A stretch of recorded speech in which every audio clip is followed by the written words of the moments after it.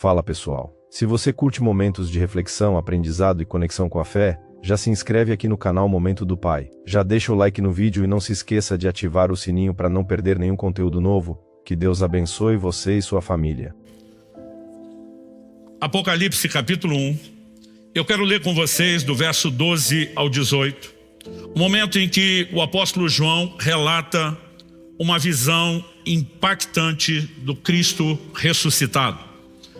Ele diz assim, Apocalipse 1, de 12 a 18. Voltei-me para ver quem falava comigo, e ao me voltar vi 7 candelabros de ouro, e no meio dos candelabros um semelhante a um filho do homem, com vestes talares e cingido à altura do peito, com um cinto de ouro.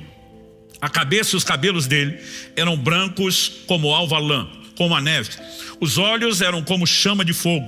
Os seus pés eram semelhantes ao bronze polido, como que refinado numa fornalha. A voz era como som de muitas águas. Se você puder, repita isso comigo. A voz era como som de muitas águas.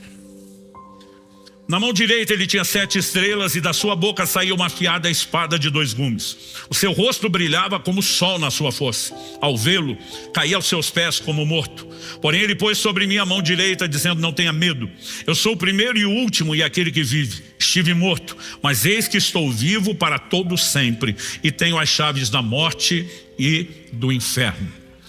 Nessa visão gloriosa, João tem contato não apenas com o Cristo homem, com o qual ele andou, caminhou, nos dias do seu ministério terreno. Agora ele vê aquele que, se por um período de tempo se esvaziou, subsistindo da forma de Deus, se despe, para viver como homem no nosso meio. Agora, depois da ressurreição, Cristo vive a realidade da declaração de Paulo em Colossenses 2,8. Nele habita corporalmente a plenitude da divindade. E quando João o presencia, a sua glória é tamanha que ele diz: o seu rosto brilhava como o sol na sua força. Mas em toda a tentativa de escrever a glória, a grandeza, a formosura, a majestade de Jesus Cristo, João faz questão de dizer que ao ouvi-lo falar, a sua voz era como o som de muitas águas. E essa declaração, ou esse adjetivo da voz de Deus, não foi usado apenas por João.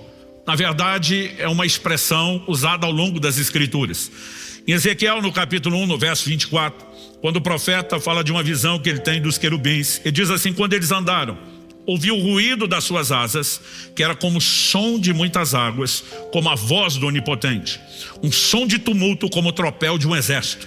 Quando eles paravam, abaixavam as asas. Para falar do barulho das asas, ele não só fala do som de muitas águas, mas ele relaciona isso com a voz do Onipotente. Em Ezequiel, no capítulo 43, verso 2, nós lemos: eis que do lado leste vinha a glória do Deus de Israel. A sua voz era como o som de muitas águas, e a terra resplandeceu por causa da sua glória.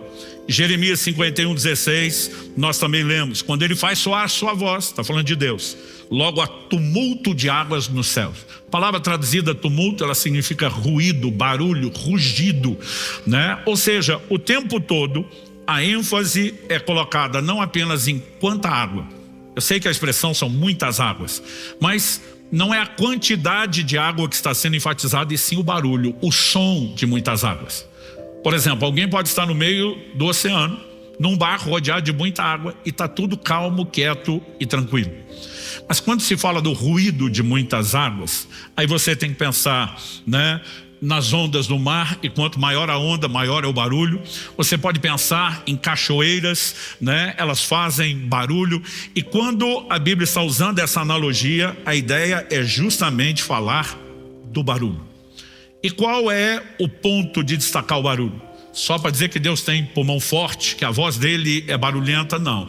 A analogia deve nos remeter a um outro entendimento, que é a palavra de Deus falando mais alto na nossa vida, fazendo mais barulho, traduzindo, tendo mais influência do que qualquer outro tipo de ruído ao qual eu e você possamos ser expostos. Algo que eu tenho aprendido há muito tempo, como eu disse, esse ano vai completar 30 anos que eu tenho pregado essa mensagem, que para mim tem sido uma ênfase desde o início do ministério pastoral, levar as pessoas a entender o que é andar na palavra de Deus, o que é corresponder com ela, qual o poder que ela tem de influência, de impacto na nossa vida, mas qual a nossa responsabilidade de interação, né? Qual é a nossa participação nesse processo. Nós precisamos entender essas verdades.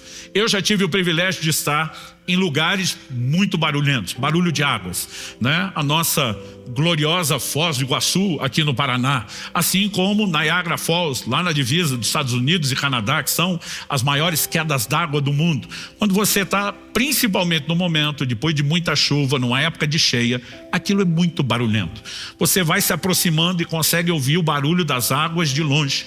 E muitas vezes, né, você percebe conversando com as pessoas, quando você está visitando esses lugares, que você precisa falar mais alto, porque tem, de fato, barulho lá. Então, essa ideia do barulho é algo que eu e você precisamos compreender. Porque há um lugar de influência que a palavra de Deus precisa exercer na minha e na sua vida, fazendo mais barulho do que outras vozes. E eu quero ler com vocês Atos capítulo 19, verso 20. Na verdade, em Atos 19, nós temos um verdadeiro avivamento acontecendo na cidade de Éfeso. E dentro desse contexto, a Bíblia faz a seguinte afirmação: assim, a palavra do Senhor crescia e prevalecia poderosamente. Além do verbo crescer e prevalecer, nós ainda temos um adjetivo, né, poderosamente aqui. Então, essas ações, crescer e prevalecer, eu e você precisamos entender o que é que isso significa. A palavra de Deus, ela não vai aumentar, crescer em tamanho. O que ela cresce é no espaço que ela consegue ocupar dentro da nossa vida. Quando ela prevalece é porque ela está falando mais alto e ela está conseguindo exercer a influência que deveria. Agora, em que sentido essa declaração foi feita? Aí nós precisamos ler os versos anteriores. Eu quero ler agora os versos 18 e 19. Muitos dos que creram, o crer aqui é crer no evangelho pregado, na palavra de Deus anunciada. Muitos dos que creram vieram confessando e denunciando publicamente suas próprias obras. Você consegue imaginar o impacto que essa pregação teve? As pessoas não apenas se convertiam, elas não apenas se arrependiam dos seus pecados, das suas práticas, mas elas vinham em público, numa atitude de um divórcio, de um rompimento com a velha vida, confessando de onde foi que Deus as resgatou e qual foi o poder que a palavra de Deus teve na vida deles. Eles chegaram a tal ponto nessa renúncia da vida velha, que o verso 19 diz assim: também muitos dos que haviam praticado magia, reunindo seus livros, os queimaram diante de todos. Calculado o valor dos livros, verificaram que chegava a 50 mil denários. Pensa no custo da fogueira. O denário era o pagamento de um dia de trabalho de um trabalhador normal. Agora, em uma semana, 6 dias eles trabalhavam, descansavam. Se ganhava 6 denários. A média, né, de dias trabalhados variava entre 25 a 26 por mês. 50 mil denários. Ou seja, era tanto livro, aquilo, se tivesse sido vendido, teria gerado recurso, mas eles olharam e disseram: não presta para mais nada. Agora nós temos a revelação da palavra de Deus, ela mudou o curso da nossa vida, e o nível de resposta é extraordinário. Isso significa o quê? O evangelho não apenas foi pregado, mas houve uma receptividade tal à palavra, que nós temos uma descrição disso acontecendo em Éfeso. Éfeso se tornou uma das maiores igrejas da Ásia. Ainda na época do pastoreado do apóstolo João, né? Ela teve líderes como Paulo, Timóteo e depois João, um dos 12, o apóstolo amado à frente da igreja. Ela chegou a ter mais de 20 mil cristãos servindo naquela igreja. Através de Éfeso, toda a Ásia foi impactada com a palavra de Deus. Mas a pergunta é: por que o que aconteceu em Éfeso não aconteceu em todo lugar? Porque se a palavra de Deus produzisse resultados de forma automática e espontânea, em todo lugar tinha que ter acontecido a mesma coisa. Mas o que ela encontrou ali, que permitiu que ela não só crescesse, mas prevalecesse poderosamente, foi receptividade, foi interação. Quem está entendendo, diga amém.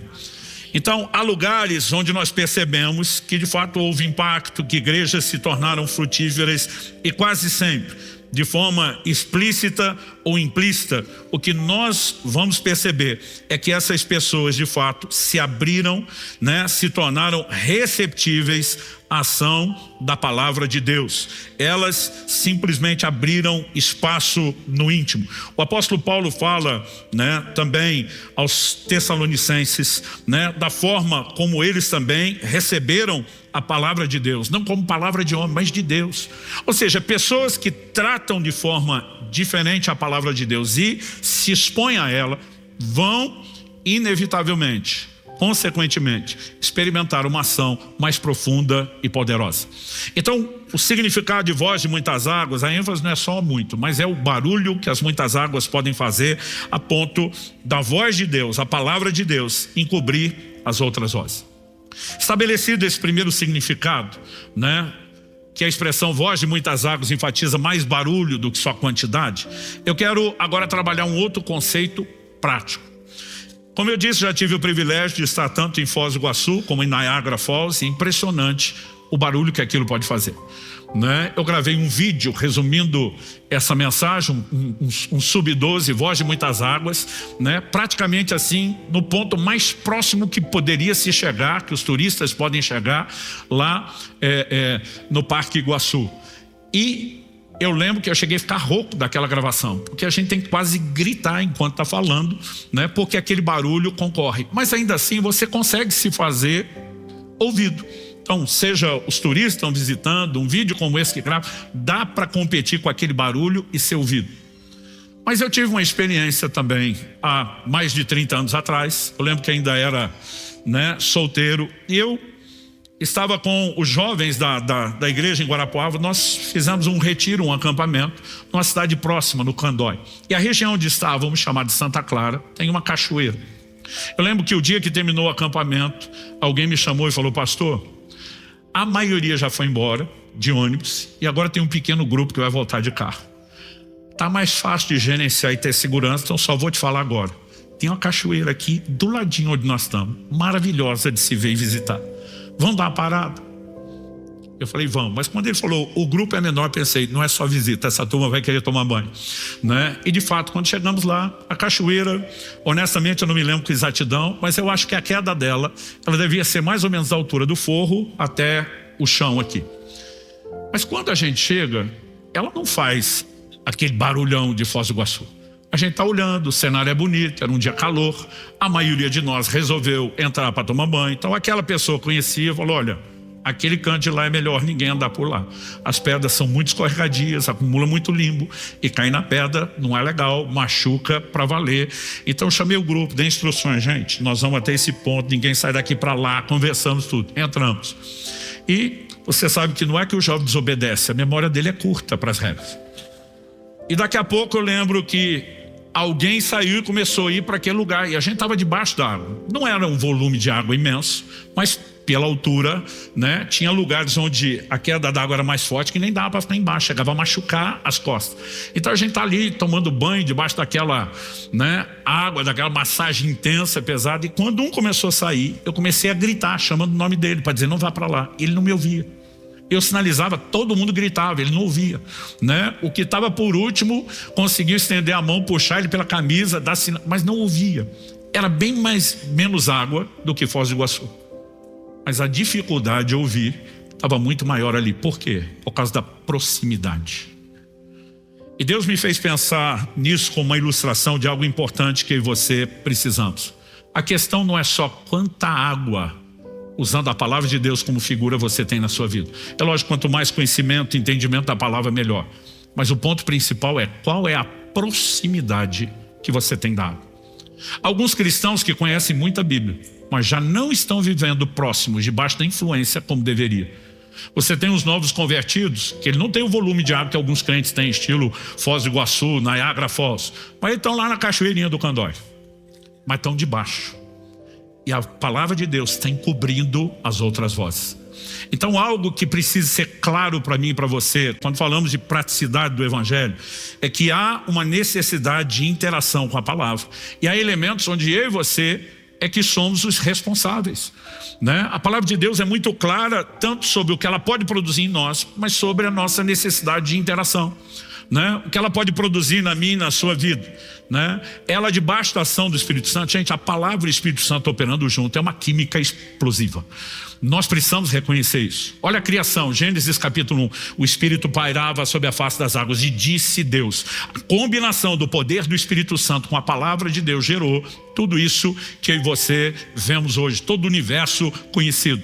Quando o anjo Gabriel aparece a Maria por ocasião da anunciação, ele diz para ela, depois de com o mensageiro trazer a palavra de Deus, ele diz para ela: descerá sobre ti o Espírito Santo, o poder do Altíssimo te envolverá com a sua sombra. Maria diz: cumpra-se em mim segundo a sua palavra. A combinação da palavra com o Espírito Santo sempre vai operar poderosamente na minha e na sua vida.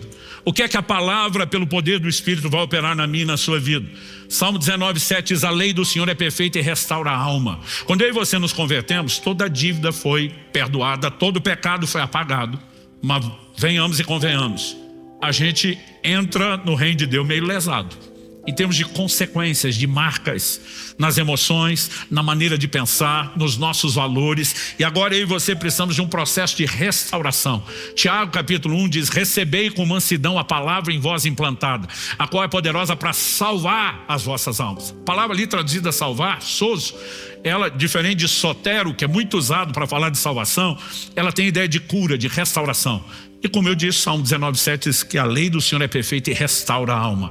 Existe restauração para a nossa forma de pensar, para as nossas emoções, para os nossos valores, e ela será produzida pela palavra de Deus. A palavra de Deus traz direção para a forma como eu e você devemos viver. Salmo 119:105 diz: lâmpada para os meus pés é a tua palavra, luz para o meu caminho. Por meio da palavra de Deus e o Espírito Santo, Jesus diz, é quem nos faz lembrar as palavras de Jesus. Ele vai dirigir a minha e a sua vida. A palavra de Deus é alimento para o nosso espírito.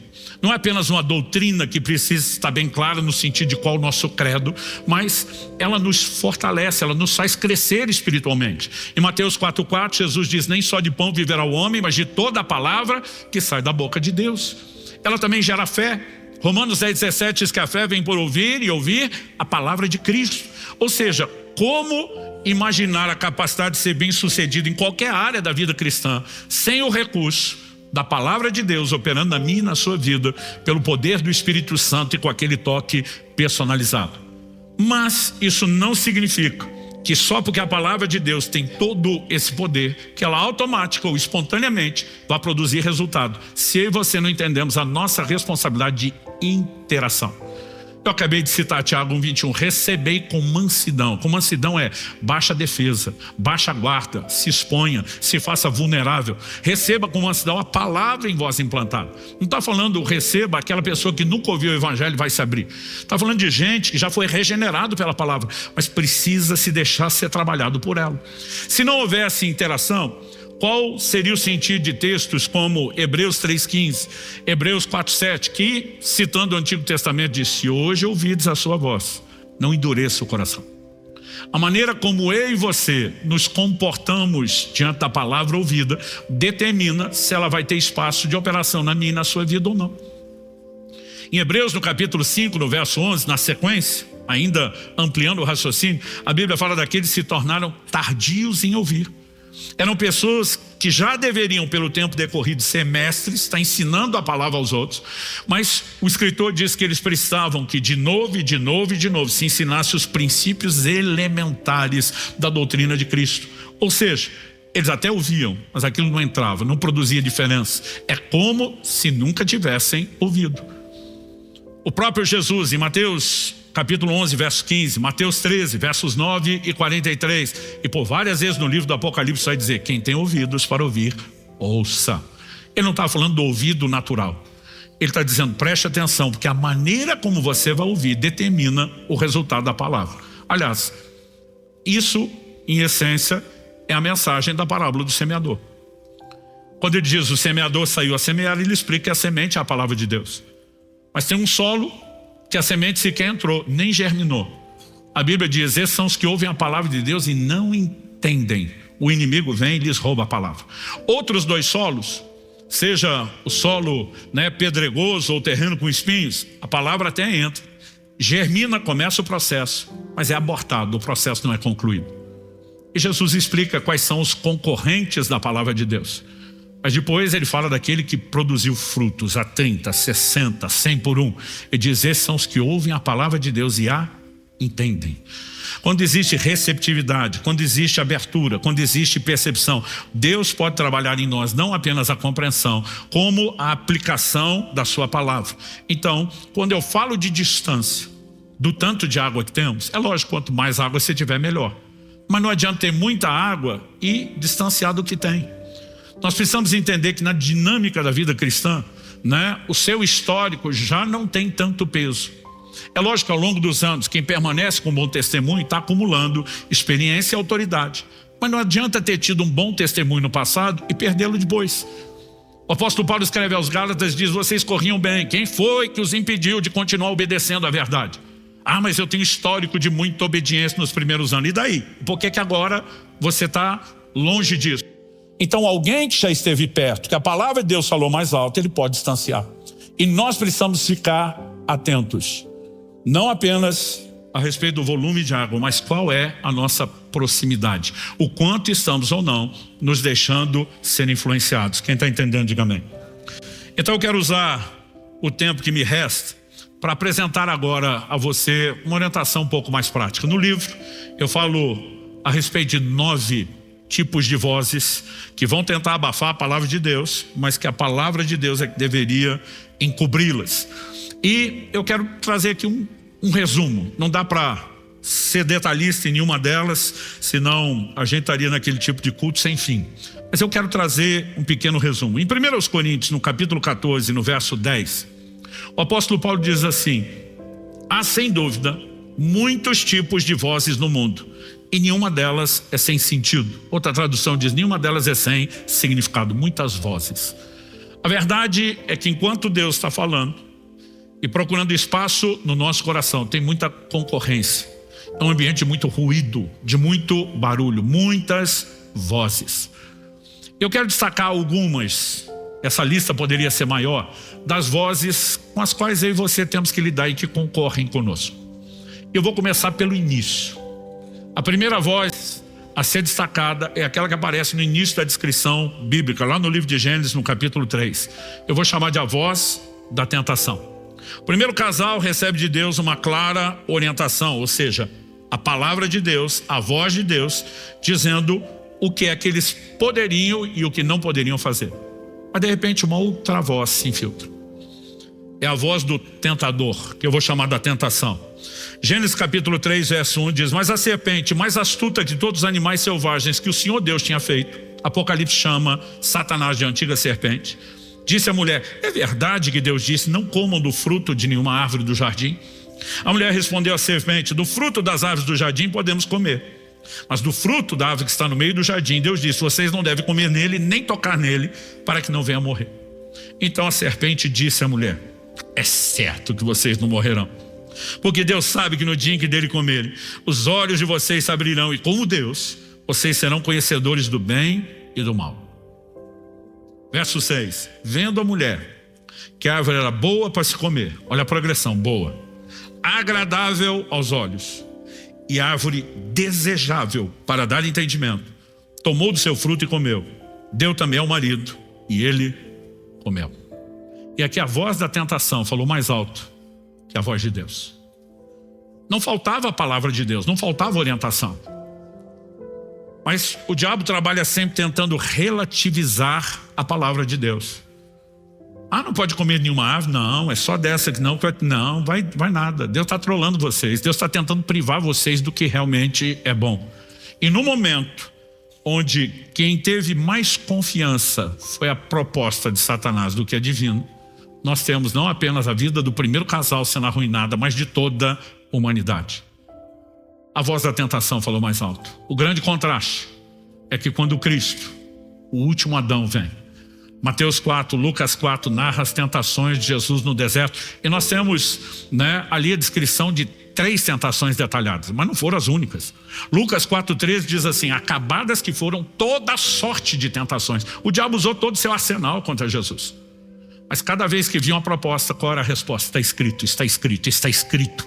Jesus estava dizendo, a palavra de Deus faz mais barulho aqui do que a sua voz, Satanás. Você não vai encontrar lugar, sua voz está abafadinha, porque existe uma voz falando mais alto. Então o ponto é, quem que está falando mais alto na minha e na sua vida? Vai depender da nossa proximidade. Segunda voz, depois da tentação. Eu vou chamar aqui, classificá-la de a voz da maioria. Pastor, o que significa isso? Êxodo 23, 2 diz, não siga a multidão para fazer o mal. E num processo não deponha com a maioria para torcer a justiça. Há uma pressão enorme sobre mim e sobre você, que somos seres sociais. Há uma busca muitas vezes inconsciente de aceitação.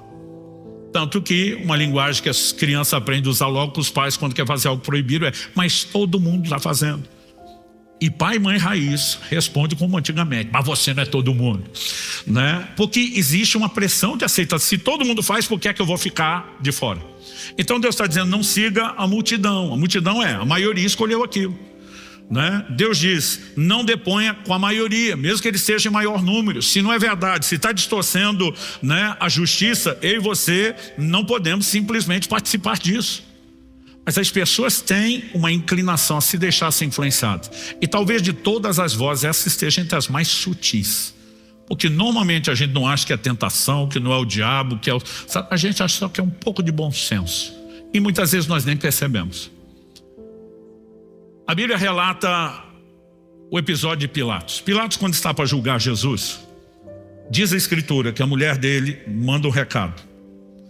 E eu não sei quantos anos de casado ele tinha, mas com certeza ele, como eu, como os outros maridos aqui, já ouviram várias vezes a frase, depois não ouviu o conselho da mulher. Eu te disse, eu te falei. A mulher manda um recado para ele e diz, não se envolva na questão desse justo. Ela já o chama de justo. Ela diz, ele é inocente. Ela diz, eu muito sofri em sonhos essa noite por causa dele. O que essa mulher está mandando, gente? Uma advertência divina. Um recado, te colocaram numa cilada, numa armadilha. Você está prestes a condenar um homem inocente. Agora, quando atemorizado, o Pilatos começa a tentar afrouxar a coisa, a multidão aperta. Se você defendê-lo, se você soltá-lo, não é amigo de César. E ele, querendo agradar a maioria, desprezou a voz de Deus. Muitas vezes, muitos de nós, na pressão dos colegas de trabalho, né, de escola, o que quer que seja, olhando para a maioria, queremos andar na tendência. E temos deixado que isso fale mais alto do que a palavra de Deus. Todos nós temos direito à escolha, né? Para mim é evidente que Pilatos, quando condena Jesus, acaba servindo a um propósito divino, mas ele não era obrigado a fazê-lo. Ele não foi predeterminado a isso. Deus ainda manda o alerta, dizendo, você está para errar. Eu estou te dando a oportunidade de não fazer. Mas o Deus presciente, que sabia a escolha dele, mesmo sendo justo a ponto de alertá-lo, acaba usando uma escolha errada para nos beneficiar. Mas é diferente daí você querer dizer que Pilatos só tomou essa decisão porque Jesus tinha que morrer por mim e por você. Nós podemos perceber nesse desenho que alguém pode deixar que a voz da maioria fale mais alto do que a palavra de Deus, mas na minha e na sua vida nós temos que agir diferente. Quando Daniel e seus amigos vão para a Babilônia, eles agem diferente. Todo mundo está comendo comida impura, mas nós não vamos comer. Todo mundo está dobrando diante da estátua, mas nós não vamos dobrar, porque aqui a palavra de Deus fala mais alto. Quem está entendendo? Terceira voz, a voz da dúvida. Quando o apóstolo Pedro anda sobre as águas, e para mim, eu acho isso uma figura linda, extraordinária. As pessoas às vezes me perguntam, pastor, qual uma boa definição de fé que o senhor pode dar? Eu falei, a melhor já está lá na Bíblia, Hebreus 11:1. A fé é a certeza das coisas que se esperam, a convicção das coisas que não se veem. Mas se for tentar explicar de outro jeito, usando o texto de Pedro, eu digo para as pessoas, fé é ficar olhando para Jesus na hora da tempestade. Mas se você quer minha definição de dúvida, fé é olhar para a onda, para o tamanho da onda, para a força do vento na hora da tempestade. O apóstolo Pedro vive uma experiência, né, extraordinária. O Senhor Jesus vem andando sobre as águas, estão apavorados, gritando, é um fantasma. Imagino que até crente hoje em dia, se estivesse lá, já estaria dizendo, está amarrado em nome de Jesus, porque a primeira coisa que passou na cabeça deles não era Nosso Senhor apareceu. Gente, tudo escuro, entre um relâmpago e outro, um vulto andando em cima d'água. Quem é que anda em cima d'água? Daqui a pouco Jesus os acalma dizendo, não temas, sou eu. E o Pedro, que falava pensando, pensava falando, né? Ele simplesmente pensa em voz alta. Se és tu, manda me ter contigo. E tem uma lógica no que Pedro está falando. Se meu Senhor se move sobre as tempestades da vida, eu, como discípulo, também quero mover. E a hora que ele fala, se és tu, manda-me, Jesus diz, vem. Então o justo não é dizer que Pedro andou em cima d'água, porque aquilo não há plataforma sólida. Em algum momento nós vemos também que ele começou a comprometer aquilo. O justo é dizer que Pedro andou sob a palavra de Jesus. Manda-me ter contigo. Quando ele age sob a palavra, ele caminhou. Mas quando começou a olhar à volta, imagino um raciocínio na cabeça de Pedro, mais ou menos, olha, andar na água tudo bem, mas tinha que ser agora, no escuro, no meio de uma tempestade, com esse mar agitado. Aliás, tenta imaginar Pedro andando em linha reta, mas ainda subindo e descendo, né? Naquele momento que ele se deixa ser afetado pela circunstância, a Bíblia diz que ele começou a afundar. Porque preste atenção, a fé e o medo, a fé e a dúvida não dividem o mesmo espaço. Onde um entra, o outro sai. Se a fé entra, o medo sai. Se o medo entra, a fé sai. E no momento que ele começa a ver que está abortando o processo, ele faz a oração mais rápida que um crente pode fazer na hora do desespero. É que não dá nem para enfeitar Deus de Abraão, Isaac, Jacó, nada disso. Ele fala, socorro! Senhor, socorre-me. Jesus o toma pela mão. Eu acho engraçado que a turma malha o Pedro. Afundou. Eu digo, mandou. A maioria nunca saiu do barco. E andou 2 vezes, a ida e a volta. Vamos lembrar disso. Que depois de Jesus socorrer, ele pegaram pela mão. Eles não voltaram para o barco nadando, voltaram caminhando. Mas o que isso me ensina? Qual voz vai prevalecer na sua vida? Nós falamos antes que a fé vem por ouvir a palavra. Mas preste atenção, a dúvida também vem por ouvir, mas não a palavra. As outras vozes. Quando aqueles 2 espias, Josué e Caleb, voltam diante do povo e começam a empolgar, a terra é boa, né? Nós vamos possuí-la, o Senhor está conosco. Os outros 10, não, a terra é boa, mas não é para o nosso bico, não vamos dar conta. A Bíblia diz que eles derreteram o coração do povo. A dúvida também vem por ouvir um relato contrário à palavra de Deus. E minha pergunta é, a quem você está dando ouvidos? Porque isso vai determinar o resultado, se você vai andar em fé ou na dúvida. Sem fé é impossível agradar a Deus. Sem fé ninguém recebe nada de Deus. E aí você precisa escolher quem vamos ouvir, porque será determinante se andaremos na fé ou na incredulidade. 4ª voz, a voz da ganância. Em Lucas 18, versos 22 e 23, a Bíblia fala de um jovem rico que procura Jesus. Interessante quando você vai somando, né, frases e detalhes de cada evangelho. É impressionante a forma como esse camarada parecia ter um coração aberto para Deus. Ele chega para Jesus e pergunta, mestre, o que é que eu faço para herdar a vida eterna? Está preocupado com a salvação. Jesus diz, guarda os mandamentos. Ele falou, tenho feito isso desde a minha juventude. Estou andando há muito tempo. Um dos evangelhos diz que Jesus, olhando para ele, o amou. Ou seja, o que Jesus vai falar agora é fruto do amor. Eu estou dizendo isso porque tem uns crentes que parece que lê lá, Jesus o trollou. Como se estivesse tentando sabotar a Bíblia. Jesus o amou, diz assim, se queres ser perfeito, mais do que salvo, seu coração está desejando algo mais profundo, Jesus disse, tem uma proposta para você. Isso não significa que é a proposta para todo crente, mas foi feita para ele. Vai, venda tudo que você tem, dá aos pobres, e depois vem e me siga. O me siga aqui não é só crer em Jesus. Jesus deu a esse jovem uma oportunidade de ser parte de um time, de uma equipe apostólica que queria chacoalhar o mundo, né, e mudar a história da humanidade. Mas a Bíblia diz que ele vira as costas para Jesus e vai embora. Triste, porque tinha muitas propriedades. E aí de repente ele diz, aí também não. Alguém que já obedecia os mandamentos, que aproxima de Jesus dizendo, eu tenho fome por mais, interesse por mais. Você não pode dizer que era alguém totalmente desconectado de Deus. Mas na hora que Jesus faz uma proposta específica, quem falou mais alto? A voz da ganância. E aí você precisamos nos questionar, né? Quem está falando na nossa vida? Quando Jesus fala da parábola do semeador dos espinhos, que crescendo sufocaram a ação da palavra, ele fala os cuidados do mundo, a sedução das riquezas, e ele também fala dos prazeres da vida. Nós não percebemos o quanto muitas vezes isso está sufocando a ação da palavra. Mas se a gente estiver próximo da água o suficiente, ela vai falar mais alto e ela é que vai sufocar as outras vozes. Isso é uma escolha que cada um de nós terá que fazer. Quando olhamos para afirmações como 1 Timóteo capítulo 6, versos 9 e 10, eu e você precisamos entender que a própria palavra que gera fé, ela tem promessas de provisão e prosperidade. Mas a mesma palavra que mostra que Deus quer nos abençoar nessa hora, também faz advertências para que a gente não se deixe ser enredado. Deuteronômio 8:10, por exemplo, o Senhor diz para aquela geração que sai do Egito e iria entrar em Canaã: vocês comerão, se fartarão, louvarão o nome do Senhor seu Deus. Está dizendo, eu tenho abundância para vocês. Mas na sequência ele diz, mas tenham cuidado, para que depois de terem comido, estarem fartos. Depois de terem prosperado, que vocês não se esqueçam do Senhor seu Deus. E 1 Timóteo 6, que eu mencionei a referência e não o texto, nos versos 9 e 10, fala daquelas pessoas que querem ficar ricas.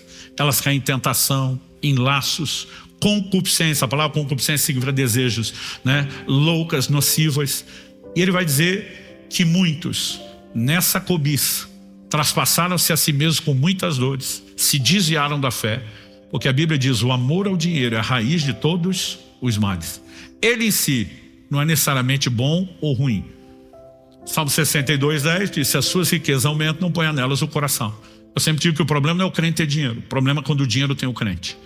Agora, o amor ao dinheiro, uma exposição ao nível de influência que ele possa oferecer, pode sufocar completamente a ação da palavra de Deus na nossa vida. E nós vamos ter que fazer escolhas no dia a dia. O jovem rico deixou a voz da ganância, da avareza falar mais alto, né? Da cobiça.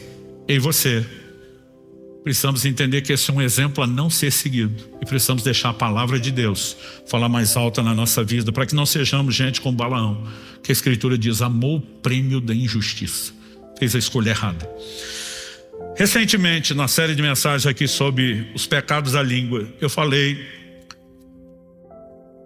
sobre isso. E eu quero destacar uma voz, que é uma realidade com a qual nós temos que lidar. A voz dos mexericos.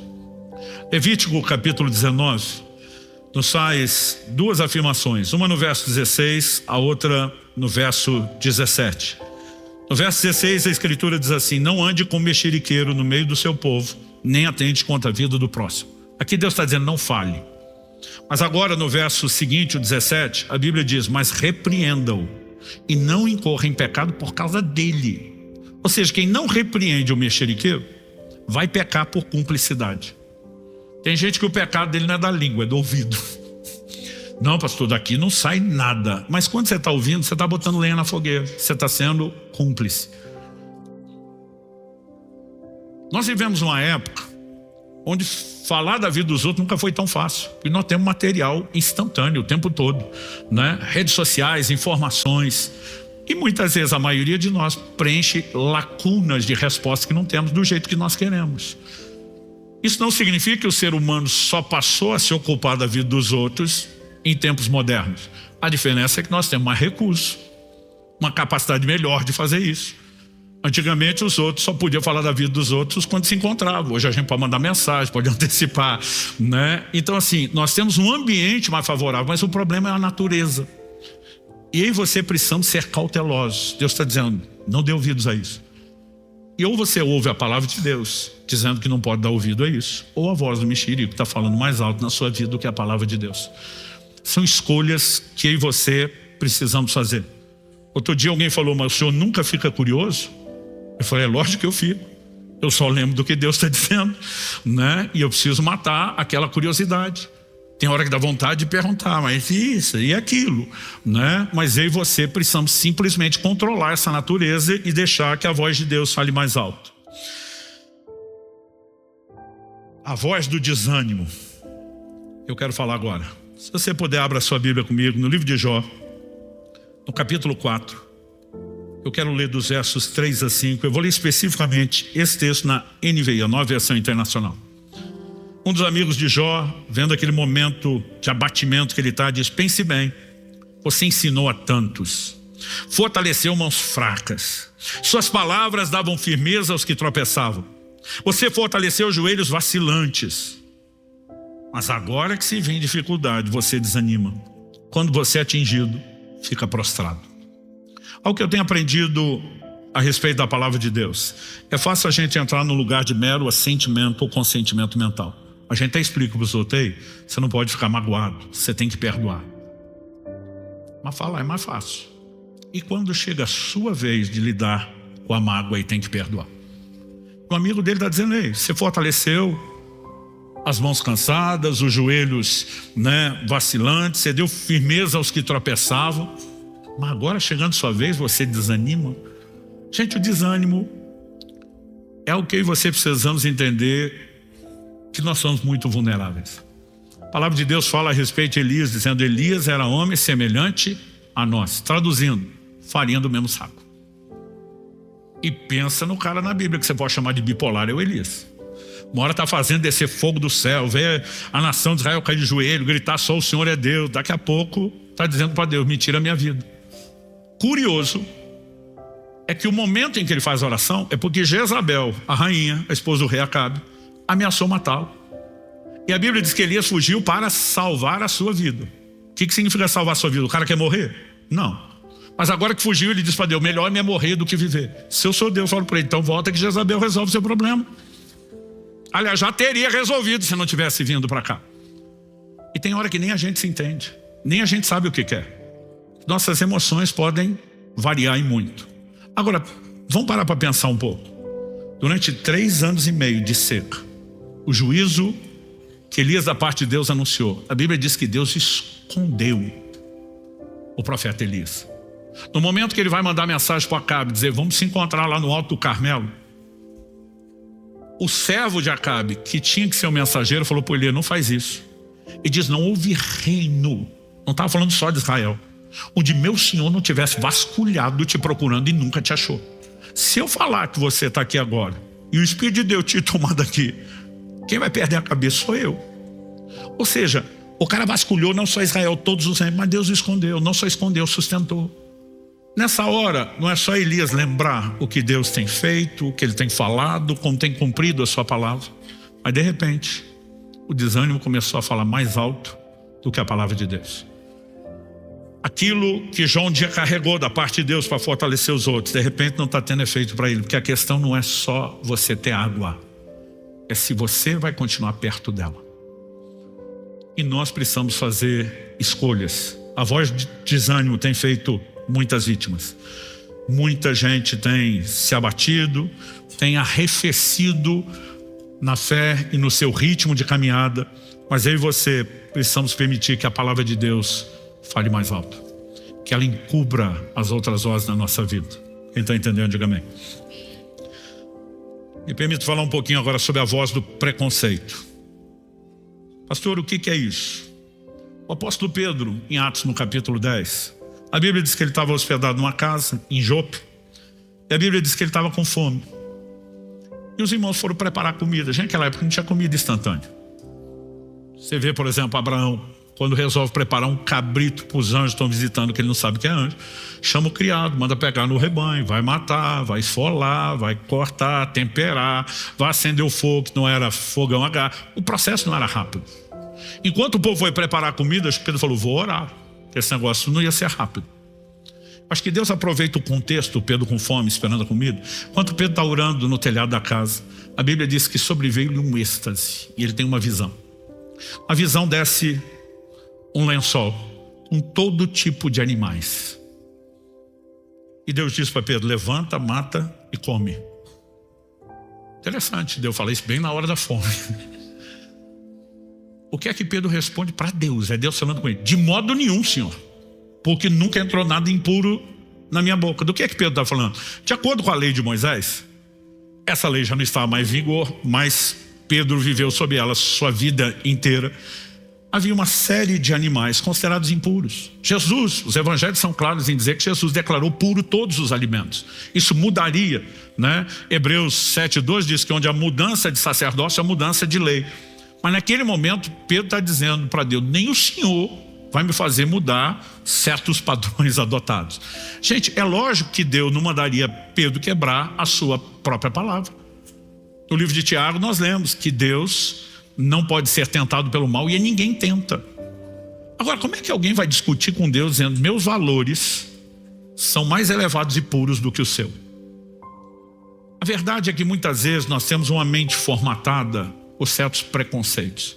E por que Deus usou a figura da alimentação? Para que Pedro entendesse a alegoria depois. Ele seria chamado para pregar na casa de gentios. Pela primeira vez na história, o evangelho seria comunicado direta, deliberada, intencionalmente a gentios, a não judeus. É o momento onde Deus está abrindo a porta da salvação para além da casa de Israel. um momento histórico. Mas Pedro não teria obedecido. Aliás, depois que ele vai na casa de Cornélio, prega, o Espírito Santo é derramado, uma coisa linda, e a notícia chega em Jerusalém antes de Pedro. Quando Pedro chega lá, está todo mundo com pedra na mão. Você entrou na casa de gentios, comeu com eles. E Deus usa a figura para dizer para Pedro: não chame de impuro o que eu purifiquei. E a verdade é que, assim como Pedro não teria pregado aquele grupo de pessoas, às vezes eu e você não vamos pregar um certo grupo de pessoas. Nós não vamos relacionar com outros tipos de pessoas. E muitas vezes nós estamos movidos apenas de preconceito. Porque estamos falando de pessoas a quem Deus ama, para quem Deus tem um plano, para quem tem um propósito, para quem tem nos chamado. E não acho você que nós estamos isentos disso. Se um líder como Pedro, uma das colunas da igreja, estava exposto, corria esse risco, a pergunta é em nós. Eu lembro de um tempo atrás, quando a igreja começou a crescer, na época estávamos no outro tempo na Água Verde, uma pessoa veio reclamar comigo, falou: pastor, a clientela aqui está mudando, né? Está aparecendo uns tipinhos complicados. E eu falei: como é que é? Não, pastor, tem um agente aí, ó, se falar estranho. Eu falei: você acha que isso é lugar de quê? A igreja é hospital, é lugar de salvação. É, pastor, mas a gente tem que manter um certo padrão. Eu falei: depende de quem bota o padrão, senão eu não estaria aqui. Muitas vezes a gente nem percebe a influência que esse preconceito pode ter. E eu estou dando um exemplo que envolve evangelismo. Mas a verdade é que a gente pode agir assim em relação a muitas coisas. Mas felizmente, na vida de Pedro, a palavra de Deus falou mais alto.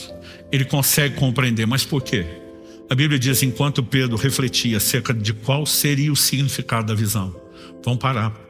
Vamos ponderar. Mesmo que eu tenha reagido inicialmente dessa forma, o que é que Deus está tentando dizer? Por quê? A Bíblia diz assim: disse-lhe o Espírito Santo. Quando eu e você paramos dando abertura, exposição à palavra, Deus sempre vai falar mais. Mas quando nós agimos de forma errada, como eu falei antes, endurecer o coração, ele não tem por que continuar falando. Então Pedro consegue entender a clareza do que Deus está promovendo. E porque ele foi obediente, deixou a voz de Deus prevalecer, o evangelho começa a se espalhar, além dos termos de Israel, para todos os gentios. E eu e você somos fruto dessa obediência praticada por Pedro e por outros apóstolos. Penúltima voz que eu vou abordar aqui, a oitava delas, a voz do medo. 2 Timóteo capítulo 1, verso 7, diz que Deus não nos deu o espírito de medo, mas de amor, de ousadia e também de moderação, ou mente sã. Quando a Bíblia fala do medo como um espírito, nós precisamos entender que isso fala também de uma ação no plano espiritual. E o medo trabalha. E eu posso te dizer que o medo tem uma voz. O livro de Hebreus fala a respeito daqueles que Satanás mantinha como escravos por medo da morte. O medo pode ser mais controlador do que você podemos mensurar. E quando eu olho para as escrituras, eu vejo alguns desenhos a respeito do medo. E ele pode nos paralisar, inclusive em relação ao serviço de Deus. Alguns não estão avançando para um lugar mais profundo em Deus, alguns não estão avançando para um lugar mais frutífero na obra do ministério, porque estão com medo. Se você olhar o contexto da declaração de Paulo, Deus não nos deu espírito de medo, é o verso anterior, 2 Timóteo 1,6. Reaviva o dom que é em ti, o qual te foi dado pela imposição das minhas mãos. A palavra dom é carisma, fala das manifestações do Espírito. Mas quando ele diz reaviva, é literalmente reacenda. Algumas traduções optaram por desperte. Mas a palavra significa literalmente você soprar uma brasa para que ela volte a ficar incandescente. Então reacenda, eu creio que é melhor ainda do que desperte. Agora, por que o dom está apagando na vida de Timóteo? Se Deus deu o dom, se Deus quer que o dom seja reativado, nós não podemos culpar Deus. O problema está com Timóteo. Qual era o problema de Timóteo? Medo. A gente não tem medo dos dons no sentido de que quando ele funciona é tipo uma descarga elétrica, vai dar um choque, você fica traumatizado. Não é esse tipo de medo. Mas a maioria de nós, qual é o medo quando o assunto é os dons? E se eu achar que é Deus e não é? E aí nós começamos uma série de coisas que podem nos paralisar. Alguns não se lançam a projetos ousados de Deus, não conseguem corresponder com fé porque o medo está paralisando. Alguns estão caindo em outras áreas de pecado. Abraão, por 2 vezes mente que Sara era sua irmã em vez de esposa. tecnicamente, de acordo com a mentalidade de alguns interesseiros manipuladores, ele falou meia-verdade. Porque a Bíblia diz que eram irmãos por parte de mãe. Não havia leis por parte de pai, mas não de mãe. Não havia leis naquela época que definia esse tipo de relacionamento como incestuoso. Então ele simplesmente explora uma parte. Mas deixa eu te dizer, enquanto alguns chamam de meia-verdade, eu prefiro chamar de meia-mentira. Porque a Bíblia diz que mentiu. Mas mentiu por quê? Estava com medo. Agora, Deus já tinha dito para ele, eu sou o seu escudo. Deus está dizendo, sou eu que te protejo e te guardo. Ou seja, você não precisa mentir para se proteger. Mas em algum momento o medo falou mais alto do que a voz de Deus. E eu e você precisamos ser cautelosos, para que o medo não nos paralise e para que a palavra de Deus fale mais alto. Isso envolve rendição à palavra de Deus. Última dessas vozes que a gente trata detalhadamente no livro, a voz do comodismo. O que eu tenho descoberto é que na época moderna nós temos um volume e um padrão maior de comodidade e conforto. Mas o ser humano sempre foi tendencioso a querer isso. Nos dias do período pós-exílio de Babilônia, quando a nação, depois de 70 anos ausente, os judeus estão voltando para casa, né? Você pega livros como Esdras, Neemias, que falam exatamente sobre esse período, a reconstrução do templo em Jerusalém, dos muros da cidade. Deus está desafiando o povo a participar do projeto de reconstrução do templo. Mas eles não queriam se envolver. Se você der uma olhadinha no que está acontecendo lá, o livro de Ageu, ele nos faz uma declaração muito específica. Ageu, capítulo 1, eu vou ler do 2 a 4. Assim diz o Senhor dos Exércitos, esse povo diz, ainda não chegou o tempo em que a casa do Senhor deve ser reconstruída. Por isso a palavra do Senhor veio por meio do profeta Ageu dizendo, acaso é tempo de vocês morarem em casas luxuosas, enquanto esse templo permanece em ruínas? É impressionante o nosso poder de dar desculpa. Deus está levantando os profetas, chamando todo mundo para a reconstrução da casa. Não chegou o tempo, não é a hora. Por que eles estão dizendo isso? Deus diz, enquanto minha casa está em ruínas, vocês estão morando em casa luxuosa. Vocês estão focados no que é bom para vocês. Nenhum de vocês quer sacrificar tempo, recurso, hora de trabalho para fazer o que eu preciso. Isso é bem a gente. Pastor, eu preciso mesmo evangelizar? Por que vocês ficam botando essa pressão de compartilhar fé, de tem que liderar? Outro dia falou, a igreja virou um lugar de opressão. Eu falei, não, a igreja é um lugar de obediência. Nós temos uma grande comissão, uma ordem de Jesus, não é a grande sugestão. É a comissão, ide, prega o evangelho, faça discípulo das nações. Atualmente a gente pode tirar o Czinho e dizer que virou a grande omissão, porque a gente não quer fazer. Mas não quer fazer por quê? Não, eu quero cuidar de mim, eu quero cuidar das minhas coisas, nós estamos o tempo todo atrás de comodidade. Só que se quem pregou o evangelho para você tivesse sido cômodo, você não estava salvo hoje. E a comodidade é quando a gente olha só para a gente de forma egoísta. Nunca vai haver altruísmo, sacrifício, se a gente não deixar a palavra de Deus mexer conosco. Só qual o problema? O problema é que os caras dizem, não vamos perder nosso tempo, nem recurso e energia lá, porque a gente quer o melhor aqui, mas isso nunca dá certo. Olha o que Deus diz. Versos 5 e 6, continuando, Ageu 1. Portanto, assim diz o Senhor dos Exércitos, considerem o que tem acontecido com vocês. Vocês semearam muito e colheram pouco. Comem, mas isso não chega para matar a fome. Bebem, mas isso não dá para ficarem satisfeitos. Põem roupa, mas ninguém se aquece. E o que recebe salário, recebe para colocá-lo numa sacola furada. Insuficiência. Deus está dizendo, vocês não me dão tempo e não prosperam no que fazem. Porque eu não posso abençoar o que vocês estão fazendo. Mas o povo é chamado não só ao arrependimento, mas a uma mudança de atitude. Em Ageu, no capítulo 2, a partir do verso 15, nós lemos o seguinte, agora considerem tudo o que aconteceu desde aquele dia. O que é aquele dia? É o ponto da virada. Antes de vocês terem começado a colocar pedra sobre pedra no templo do Senhor, ou seja, agora eles vão ouvir a voz de Deus, vão se dispor a trabalhar em prol da restauração do templo. Antes daquele tempo, alguém vinha um monte de trigo esperando encontrar 20 medidas e havia somente 10. Vinha ao lagar para tirar 50 medidas, havia somente 20. Eu seria com queimaduras, com ferrugem, com granizo, em tudo que vocês fizeram, mas não houve entre vocês quem voltasse para mim, diz o Senhor. Por isso, desde o dia de hoje, desde o 24º dia do mês nono, Deus está dizendo, pode anotar aí na folhinha, no calendário.